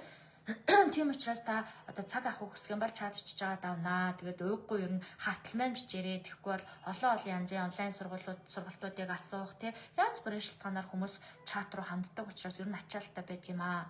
За өглөөний залбирал эхлэх үү гэсэн байна. Намастэ гурвын залбирал маань эх 7 хоногт эхэлнэ. Зар тавигдаад бүртгэлээ авна. Та хүсэж байгаа бол бас тэр зарын дагуу бүртгүүлээд линк аваад ингээд намастэ гурвт маань ороорой. За намастэ гурвын талаар бас нэг юм тайлбарлаж 21 өдөр 21 өөр сэдв байгаа. Яагаад өөр сэдв байгаа вэ гэхээр таны энэ залбирал буюу таны дотор хадгалагдсан илчлэгдээгүй ямар сэдв байна гэдгийг гаргаж ирэхин тулд 21 сэдвээр оруулсан байхгүй. Нэг сэдвийг бид нар 21 өдөр уншихгаагүй. Харин эсвэргээр өдөр болго өөр сэдв уншаад байгаа нь таны дотор хайрын сэдвийг хайрын залбирлыг уншихаар нэг эвгүүцэл уйлалт хоолой зангираад байна уу те эд баялаг мөнгөтэй холбоотой эсвэл амжилттай холбоотой залбирлыг уншихаар эвгүй болоод байна уу гэдгийг чи оншитын тогтоох гэдэг юм олон сэдвээр бичсэн баггүй. Тэгээ ингээд тэр сэдвүүдийг бичиж тэгээ өглөө болгон уншиж судалж байхдаа өөрийгөө ойлгоод оншоо олчвол би хайрын залбирлыг хийж байхдаа айгүй хөөлсөн эсвэл айгүй ингээд юм мэдэрсэн гэж бодвол хайрын гэмтэл байна гэсэн үг. Тэгэхээр хайрын хүрдэн дээр ажиллах, хайрын хүрдээ идэвхжүүлэх, хайрын хүрдээ улам илүү ажиглах шаардлагатай гэсэн үг. Эсвэл эд баялаг мөнгөтэй холбоотой гомдол хийж болно. Тийм зүйлийг, тийм залбирлыг хийхээр ойлгох ч юм уу эсвэл одоо дотоод сэтгэлтэйгээ холбогдоод сэтгэл нь хөдлөөдөөвэл тэрнтэй холбоотой асуудал одоо гэмтэл те сэтгэлийн эмчилгээ хэрэгтэй байна гэж ингэж ойлгож болно. Тэгэхээр ийм учиртай 21 өдөр өөр сэдв 21 өдөр өөр тарин одоо өөр тарины дуудлууд оруулж өгсөн байгаа шүү. За тэгээд тарин залбирлын одоо энэ хүч маань өөрөө хоолон чакрагаар идэвхжижээдэг учраас хоолоогоороо дуулаад, уншаад, залбираад хэлнэ гэдэг нь бас маш том хүч буюу дотроос ингээд бохор хий гараад дотоод сэтгэлийн одоо цэвэрлэгээ явагдчихэдэг, хоолой хүрдний идэвхжил сайжирч яадаг, дуу хоолойны өнгө засагдчихэдэг, сэтгэл санаа цэгцэрж яадаг гэд ер нь миний дамжуулж байгаа, хэлж байгаа олж мэдсэн зүйлүүд бүгдөө л хүний үндсэн үр дүнтэй холбоотой, хүний амьдралыг туулах зам ёстой холбоотой, амьдралын зам ёсны мэдлэгтэй холбоотой ийм хичээлүүд байгаа. Бүхэл зүйлүүдийг өөрөө дадуулаад та надтай холбогдож байгаа бол хитгэн зүйлийг сурнаа. Юу гэхээр та өг дээдсүүдтэй хүндэтгэл залбирал хийж аврал одуулж бичиж сурна. Та ярих хоолон чакра буюу ярих хоолон одоо хүрдээ идэвхжүүлж засаж сурна. Бичих ухамсар, бичих ур чадварыг сурна. За тэгээд тарин уншиж дуулаж сурна. Би энэ дөрвөн зүйлийг одоо хүмүүстэй дэлгээж зааж өгч таниулахыг хичээдэг. За миний бол нөрөө үндсэн танхимын хичээл бол бяцлаглалын хичээл байдаг. Танхимын бяцлаглалын хичээл маань хавраас ороод намар хүртэл явагдчихад намар хаагдаад өвөл бол хийгддэггүй. Өвөл чи одоо бид нар чинь энэ өвөл ямар ч хэцүү өвөл туулав бензин тасгүй боллоо. Одоо тоггүй болж ин гэх мэтчлээ. Тэр өвөл бол ингээд бяцлаглалын хичээл өглөө эрт орой орохлоор хүмүүс ирж чаддгүй таслаад байдаг учраас би бяцлаглалын хичээл авдаггүй. Харин хавар сайхан 4 сар болоо дулаараа тэгэхээр үгүй бүр аргаа ятгад бид нар ч алхаад ирчих болно шүү дээ. Тийм учраас хавраас удаас бяцлаглынхаа танхим хичээлийг авдаг. Тэгээ намар хүртэл явуулдаг байгаа. Тэгэхээр ингээд нэг юм 5 зүйл одоо надаас буюу номтой болгоос гарч байгаамаа. Ярих бяцлал бичиг бяцлал, аврал одуулах, цаас, намастэй групп бяцлал гэсэн зүйлүүд гарч байгаа. Та энэ зүйлүүдийг сураад дадуулаад амьдралдаа үйлдэл болгочиход л хангалттай доо. Нэг ингээл амар олон юм уушаал, сансар окторгоо уушаал, галактик одоо харь гариг гэж судалж байхаар өөрийнхөө амьдралыг эхлээд биезас, грэз, төрөөс гэдэг зарчмаар те өөрийгөө эхлээд сэтгэлийн эмчилгээгээ итгээгээд энерги өсгөж сураад тэрнтэйгээ холбоотой дадуулах үйлдэлүүд, мэдлгүүдийг олж аваад тэгээд цаашаа бол та тэнгэр газрыг хүрэх хаач одоо хязгааргүй тий. Тэгээ дээшээ хязгааргүй болно. Тийм учраас тэр одоо аргуудыг одоо чиглүүлээд би ч гэсэн өөрөө суралцаад, өөрөө дадаад, өөрөө одоо уншиж судлаад явж байгаа. Судалсан яг туршлага байгаа, жилүүд байгаа, үр дүн гарч ирсэн учраас түүнийг ингээд хийгээд явж байгаа. Би ч гэсэн илүү хөгжин, илүү сурна, дахиад цаашаа энэ бүхнийг олон жилүүдэд амьдралдаа өвлүүлэн, үр хөвгтдээ өвлүүлж тий соёл гэр бүлийнхаа зан заншил болгож үлдээн үр хөвгтүүдэд энэ соёлыг бас таниулж, мэдрүүлж ойлгуулна. Хүн зүгээр нэг мэдлэгээрээ яваад угаасаа зүгээр л мэдлэг байгаад болдог байсан бол өчнөө эрдэмтэй мэдлэгтэй хүмүүс сайхан амьдрах боломжтой байлаа. Гэтэл эрдэмтэй мэдлэгтэй мөртлөө архинд орцсон, амьдралаа алдсан зөндөл хүмүүс байдаг. Тэгэхээр хүмүүст итгэл үнэмшил, өөрийн бас нэг явдаг жанжин шугам гэдэг бол маш чухал зүйл байдаг. Итгэл үнэмшил, жанжин шугамаа олдсон хүн бол өөрийгөө ямар ч одоо хэцүү нөхцөл байдлаас гаргаад авах, засаад авах, эмчлээд авах боломжтой байдаг. Хайрын сайхан гоо үзэсгэлэнтэй эмэгтэй, хайрын сайхан эрдэм мэдлэгтэй залуу гэл те бидний нийгэмд харамсч энд ингэж явах юм биш юм даа гэж бодох хүмүүс зөндөл байдаг. Тэр хүмүүс эрдэмтэй, мэдлэгтэй, гоо үзэсгэлэнтэй боловч өөрийн нөө сүнслэг жанжин шугам, өөрийгөө унаг үед нь гаргаж авдаг тэр арга барил суралцаагүйгээс болоод алдаа гаргаад төөрөлдөд явж байгаамаа. Тэгэхээр энэ алдаа гаргаад төөрөлдөд явж байгаа арга замаа засах аргыг энэ соёлыг нэвтрүүлээд энэ зүйлийг ойлгочих юм бол маш олон хүмүүсийн амьдрал засагдана. Маш олон хүмүүсийн одоо тэг олон гэр бүлүүдийн асуудлууд шийдэгдэнэ гэж би өөрөө итгэж үнэмшиж байгаа учраас энэ зүйлдээ бүх цаг зав, бүх энерги зарцуулж байгаа. За сүүлийн үед бол би шөнийн 4 хүртэл ажиллаад өглөө ажил дээр 10 өнгөрөөд 11 цаг үед ирээд өдөржингөө хүнээ үзээд дуусчаад бичлэгээ хийгээд цаасаа боловсруулаад захиалга аваад ингэ явж байгаа. Тэгээ эхний захиалга авахд хүргэлтэн дээр манай хүргэлтийн компанитай хамтарч ажиллаж эхлэегүй байсан чинь захиалгууд ороод ирсэн. Тэгээ захиалгууд маань за эхний хэдэн захиалгууд өөрсдөө хүрэгчээ тагаа бодсон чинь бас цаг зав энэ төвчрэл гэдэг юмнаас болоод жоохон хоцроо жоохон олон онсон. Гэхдээ одоо бол яг хүргэлтийн компанитай хамтарч ажиллаж байгаа учраас тэр одоо мэрэгжлийн хүмүүс нь хариуцаад авчихсан. Тийм учраас өнөөдөр та захиалгааг бол маргааш тань дээр очиж байгаа. Тийм учраас одоо хаягаа явуулаад те одоо төлбөрөө шилжүүлээд баримтаа номтой болгохын чатаар явуулаад хаягаа тодорхой явуулчих юм бол оройн бид нар хүргэлтийнхаа компани руу шилжүүлээд өглөө нь тэд нар маань өглөөрт гардыг бэлээ. Өглөөрт гараад одоо дөрөв хаваагаад авчдаг учраас айгүй урд очдөг юм байна. Тэгээ би эхний ингээд хамгийн их захиалсан хүмүүсийнхаа жоохон захиалгыг олон хоног хүлээлгэсэн байгаа. Уучлаарай. Бас туршлагагүй байлаа. Тэгээд бас захиалга юм амар хурдан орж ирнэ гэж ингэж бодсонгүй гэдэг зүйлийг хэлье. Тэгээд эхнээсээ хайрцаг авсан хүслийн одоо энэ цаасаа ашиглаж үзэж байгаа хүмүүсээс бол маш гоё талархал ирсэн, маш гоё байлаа, маш хүлээлээ, догтлоо, аваад та маш их баярлаа. Ямар сайхан сэтгэл шингэсэн бэ гэд би бол өөрийнхөө чадах, байж болох хамгийн их сэтгэл зүрхээ шингээж бүхэл эд бис болгонд нь өөрийнхөө сэтгэл зүрх оюун мэдлэгийг зарцуулж хийхийг хичээсэн. Гэхдээ хүний ингээд анх бүтээсэн зүйл гэдэг бол мэдээ сайжруулах боломжтой байдаг учраас өдөр ирэх тусам одоо жил ирэх тусам улам илүү сайжруулж, улам илүү боловсронгуй болгоё гэж бодож байгаа. За энэ хүслийн хайрцаг, хүслийн аврал одуулах цаас гэдэг зүйл бол Монголд зөвхөн манад л байгаа. Зөвхөн номтой болог гэдэг газар байгаа. Номтой болог гэдэг одоо энэ сүнслэг мэдлэгийн өрөөнөөс анх удаа гарч байгаа. Энэ манай Монголд өмнө ерөөсөө дэлгэрээгүй, хэрэгжээгүй соёл байсан. Үүнийг би та бүхэндээ ингээд одоо задлж тайлбарлаж өгч байгаа. Одоо миний зүгээс би өөрөө маш их баярлж байна, маш их бахархаж байна, маш гоё хүлээж авч байгаа. За тэгээ хүсэл, сонирхол энэ одоо сүнсийг нь ойлгоод мэдэрчихсэн одоо өөрийнхөө амьдралд хэрэгжүүлж үзсэн учраас та нартаа бас ингэж бардам те ингэж гоё хэлэхэд одоо маш гоё таатай байна. За ингээд та нартаа өнөөдрийнхөө лайвыг дуусгая. Та нартаа нэг зүйлийг ч гэсэн тайлбарлангаа бас нэг энергийн сүнслэг мэдлгүүдийг одоо задлж өгсөн болов уу гэж итгэж үнэмшиж одоо боджээ. Тэгээ та нартаа маш баярлалаа. Хамтдаа байсан баярлалаа. Одоо нөө цаасаар төгцсөн манай монголчууд манай айгу завгүй байгаа ах төгжрэлж гадаа ихсэн байлээ. Тэгээд өдөр болгоно баяр ёслолтой ч маш гоё том баяр шүү дээ. Одоо улс орны минь маш гоё уламжлал болсон баяр. Миний бас дуртай баяр.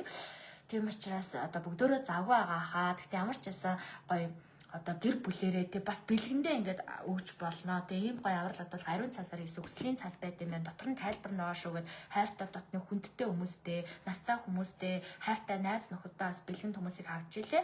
Тэгээд бас одоо зориулж бэлэгдвэл миний хувьд бол сүнслэг маш гоё ариун бэлэг болно. Хамгийн үнцэнтэй бэлэг болно гэж ингэж ойлгож байна. За ингээд та нартай баярлалаа. Надтай хамт байсан баярлалаа. Хайртай шүү. Дараагийн лайваараа уулзцаая. За энэ лайв манаас YouTube-д орох байгаа. Баяртай. Дараа нь нөхөд сонсоорой.